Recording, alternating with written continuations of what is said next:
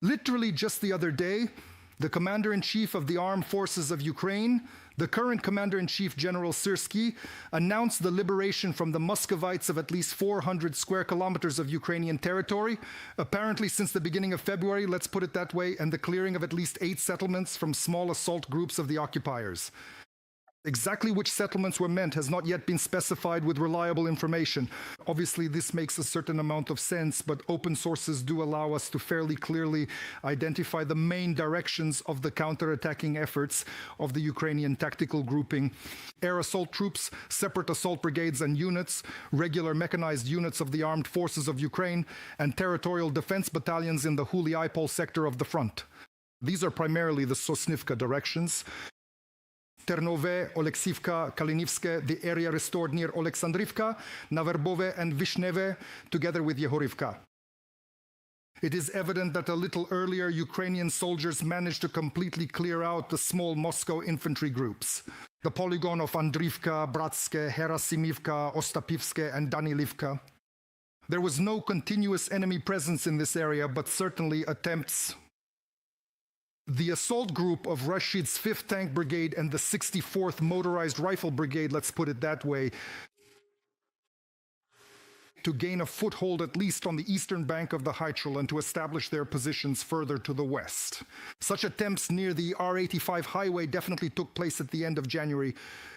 As for Danilivka itself, which is located directly on the R80 highway, Number 5 is located approximately next to the highway around here, and it seems that as of now it remains in the gray zone. It is worth separately mentioning the northeasternmost sector of the front. It appears that this is exactly where the Muscovites have redeployed their 69th Cover Brigade. And this area within the polygon formed by Oleksandrograd, Voskresenka, Sishneva and Novoselivka is, at least situationally, is it perhaps the only one? In the entire Huliaipol sector of the front, where the Muscovites continue systematic pressure with an overall focus on the eastern outskirts of Veliko-Mikhailivka, in the Huliaipol sector of the front, where the main attacking force is the 5th Combined Arms Army of the Rashists, which probably not without reason was considered the most combat ready. In the entire Vostok group of forces, it was for a long time the main one.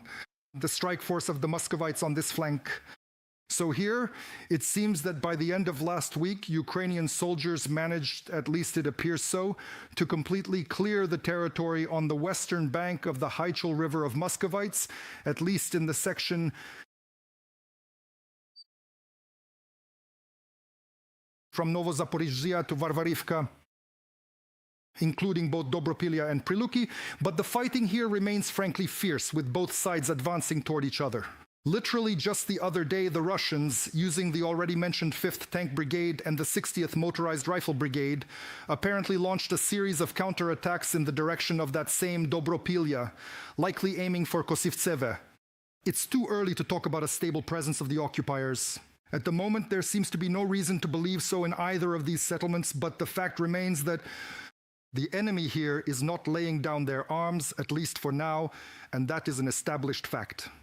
And perhaps the most threatening situation is in the southernmost part of the sector, specifically directly around Huliaipol, where the Russian 114th Motorized Rifle Regiment of the 127th Motorized Rifle Division and the 57th Motorized Rifle Brigade are attacking directly through Huliaipol to the west. And in the northern direction, the 38th Russian, the Motorized Rifle Brigade of the 35th Combined Arms Army, which operates south of the city, tries to assault the Ukrainian defensive line every day. Here, they are trying to expand this bridgehead already on the western bank of the Haichel River.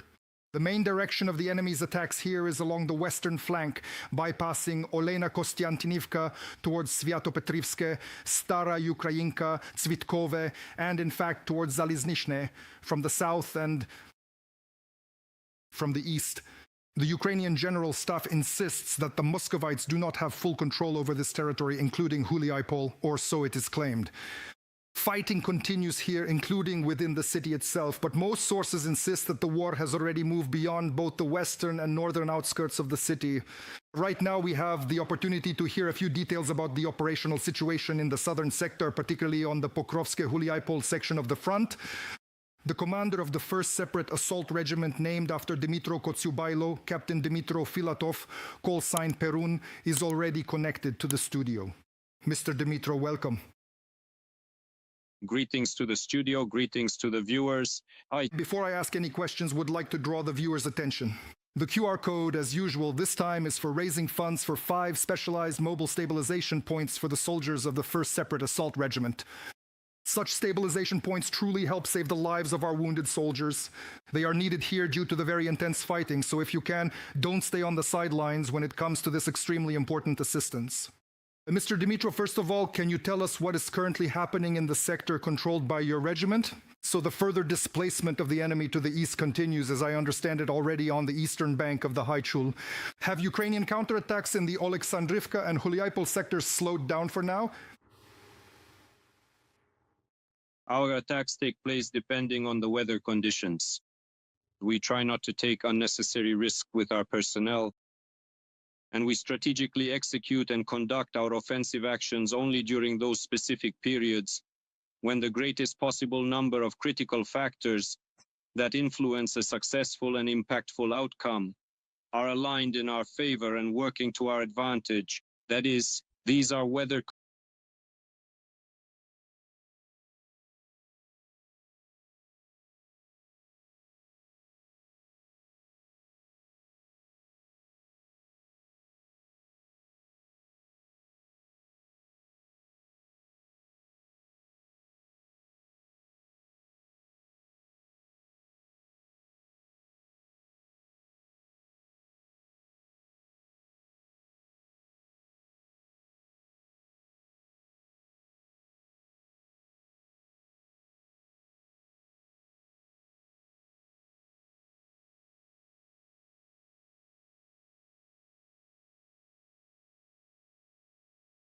Let's take a direct look at the line of combat engagement. Today we'll start with the section of the front, let's call it around Pokrovsk and Mirnohrad. Overall, as of today, we are talking about quite a large and expansive area with a total length of well over 70 kilometers. That is if you count from the village of Muravka along with Novomykolaivka in the far southwest. And then this entire front line stretches all the way across the landscape. With all its various curves and bends, it extends all the way to the northeast, specifically to the section located between Kuchayavi Yar and Sofiivka. In fact, the enemy launches attacks every single day, sometimes even around the clock, and does so along the entire length of this stretch of the LBZ, which is more than 70 kilometers long. At the same time, the enemy's losses, at least according to reports from the Ukrainian General Staff last week, have exceeded those of the previous week. 290 enemy soldiers eliminated per 1 square kilometer of captured Ukrainian territory. And this is not only in the Pokrovsk-Mirnohrad direction, but across the entire front.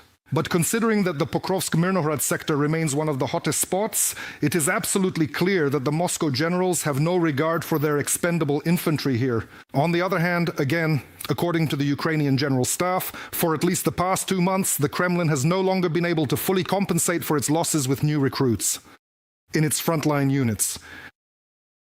The sectors, areas, and strategic directions of the fiercest, most intense confrontations remain virtually unchanged here. These zones include Sofiivka, Shakhove, Kuchery Yar, Novoe Shakhove, Dorozhnya Ivanivka, and Belitske on the far eastern flank. The entire stretch along the T05-15 highway, which connects Pokrovsk with Dobropilia on the section from Suketsky and Dorivna, a continuous battle is essentially ongoing. It is particularly important and worth noting separately that the confrontation is currently taking place across virtually the entire geographical territory of Rodinsky. As of today, this includes the southwestern outskirts of Lyman. And it should be specifically noted and emphasized, at least according to the official reports coming directly from our military headquarters, that in Mirnohrad itself, particularly in its northwestern part and around the northern outskirts of Svitla, clashes are still ongoing. Quite obviously, the specific area and the point located right around the intersection of the highways May 15th, which we mentioned today, and N32, which actually comes from Kostiantynivka. From Kostiantynivka, it leads to Pokrovsk and then turns into the highway to Dnipropetrovsk.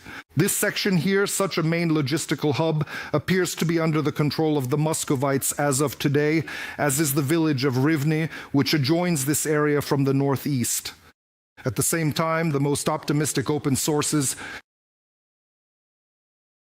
show the presence of pockets of Ukrainian resistance, at least in the northeastern part of Mirnohrad itself, and a more or less stable line of Ukrainian defense, which now stretches mainly north of the Hryshenka River, goes to Hryshin itself to its eastern outskirts, then on the western flank passes through Kotline, the northern outskirts of Udakhna, and crosses conditionally.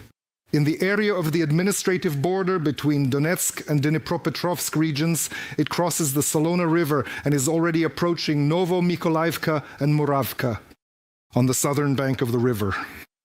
A serious factor in this sector remains the vast so-called interpositional space, or what is commonly referred to as the gray zone, between the established Ukrainian defensive line and the forward hideouts of the occupiers. The distance between them here in most cases reaches up to 3 kilometers and in some places exceeds 5, but it is definitely territory, a vast territory, where both Ukrainian forward positions and situational hideouts of the occupiers are present at the same time. As before, the main strike force of the Muscovites, particularly on the eastern flank, consists of assault groups from about 5 Russian motorized rifle brigades of the 51st Combined Arms Army. In particular, the following are attacking here: the 1st, 114th, 132nd, and 9th Brigades, and directly in Mirnohrad.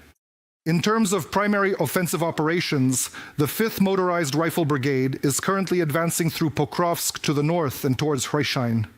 First and foremost, the enemy is actively deploying regiments of the 76th Air Assault Division, units of the 2nd Combined Arms Army, including at least the 71st Separate Battalion, and the 24th Special Purpose Brigade. In the western part of the sector, where previously the Muscovites operated with the main forces of their 41st Combined Arms Army.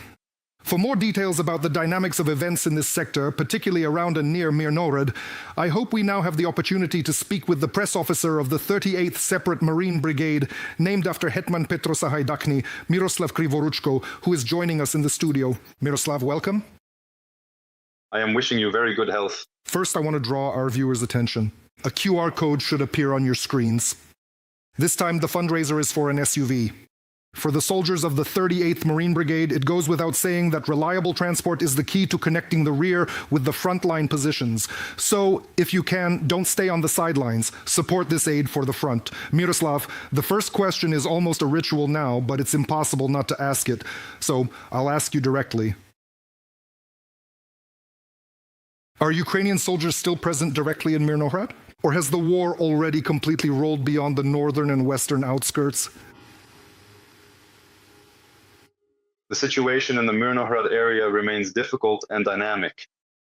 The fighting is highly fluid and maneuverable in nature, and to speak of a definitive line that is positioned well beyond the city limits would not be entirely accurate.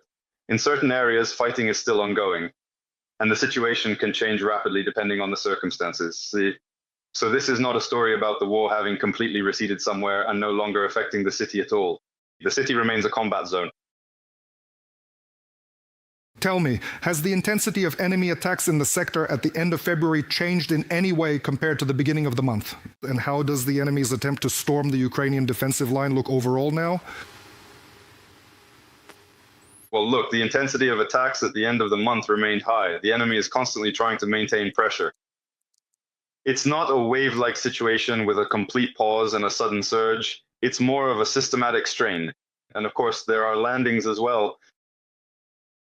As for a stable line in urban combat conditions, it's not a continuous trench. It's a network of positions, strong points, and control over specific streets and buildings. You could say it's a defense system with separate resistance nodes that interact with each other. Miroslav, is the enemy's armored vehicles currently appearing on the front line? Or are all the attacks by the Russians exclusively infantry-based? Armored vehicles are used from time to time, but very cautiously. The primary tactical instrument of the enemy is their assault groups. These vehicles are utilized either for the transportation of infantry personnel or to provide fire support in certain specific areas. There are currently no massive armored breakthroughs observed in urban areas.